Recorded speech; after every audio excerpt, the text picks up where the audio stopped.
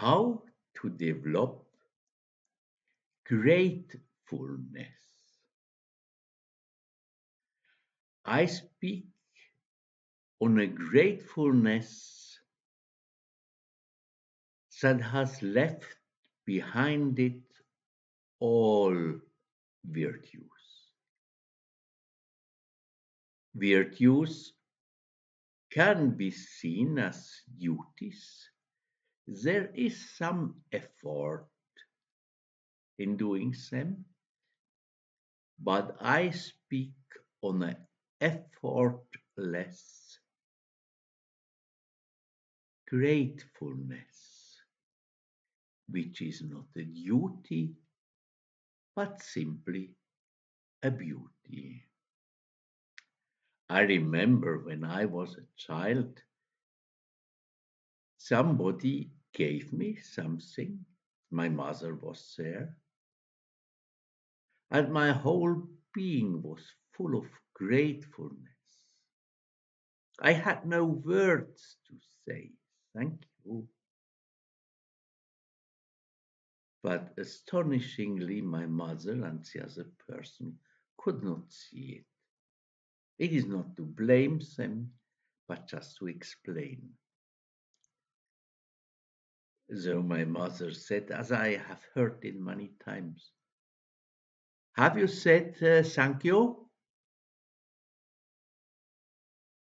Then by force I said thank you. But this was just a duty, a forced politeness. Certainly I would have liked it that the other person and my mother could have seen it, that I'm full of gratefulness. It is not to blame them, but this is an example of a effortless gratefulness. How to learn this? I give it as an example of learning it of a mother with her small child. They both go on a walk, and then they see a lawn with flowers, and she asks the child, do you like to see these flowers? Oh, yes, I like very much. Nice flowers, different kinds of flowers. Is there one especially you like very much to see? Yes, there is one. This one there touches my heart very much. Then the mother says, is it possible that you feel love for these flowers? Oh, yes, I love them very much.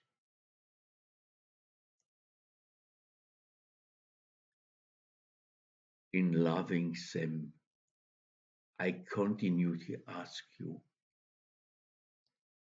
do you have some gratefulness for this situation? Yes, my dear mother, I'm full of gratefulness. Then the mother continues, is it possible to remain some more few moments in this feeling? Oh, this is very nice. Why should we go somewhere else? I'm in love with his flowers, and I'm grateful that I exist and that you take the time with me to see them. When the mother is doing this with her child, she herself develops gratefulness. I remember myself when I was teaching mathematics. It is more, I was teaching to discover creativity. I myself, I did understand certainly some mathematics, but in teaching it, it became more alive. And here and there, some small thing even was growing in my understanding.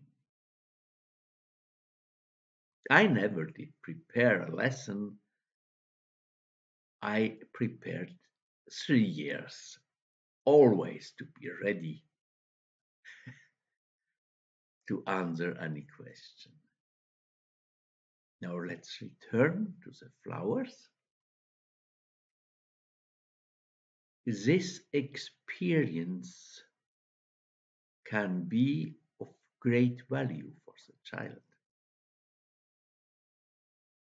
for it discovers desireless love. I'm a man, so I speak as a man. Many men say, I love this woman.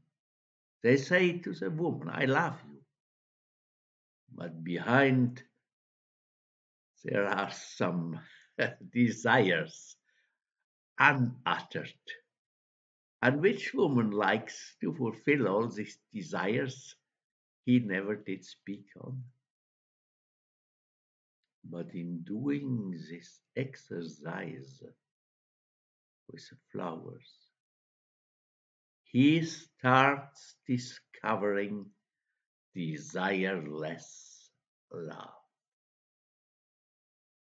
And maybe the woman will then do the things he desired on her own, and perhaps even more beautiful than he could expect.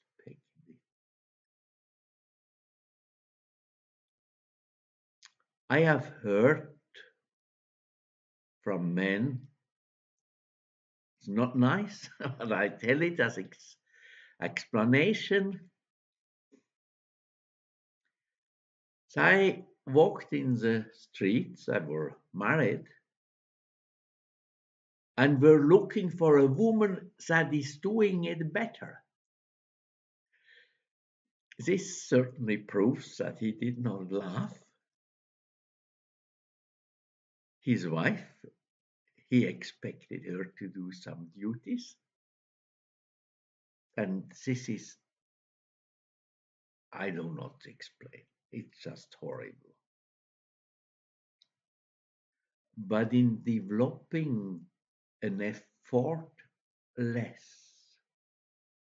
beauty, a gratefulness, you walk in the street as a gratefulness.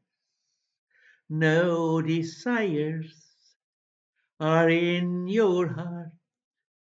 You do not want anything than just to be grateful.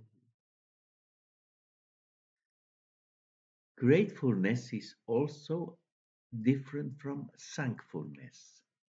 Thankfulness has a direction. I'm thankful to some person. But gratefulness is your overflowing, grateful love in walking through the street. Thank you for listening.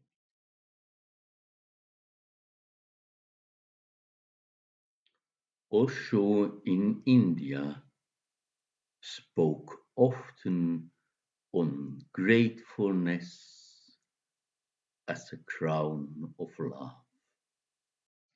In doing this, let me add an exercise in developing empathy.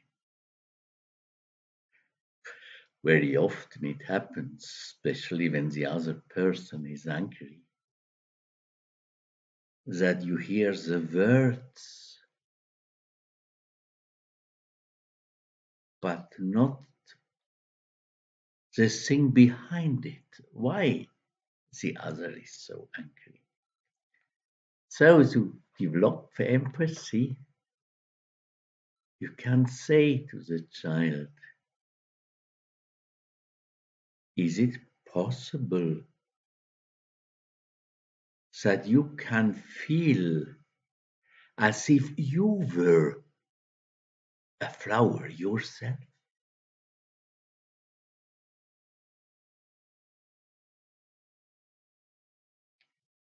Yes, mother, this is a very beautiful experience. I remember myself in school times, the teacher said to make a drawing of some tree. I then looked at the tree. I laughed the tree. Then I wanted to feel how it is to be a tree. I felt to be a tree. And then the tree itself started drawing itself. Any musician can do another exercise. When I was playing Beethoven, I like to close my eyes and to play, feeling. I wanted to feel like Beethoven himself.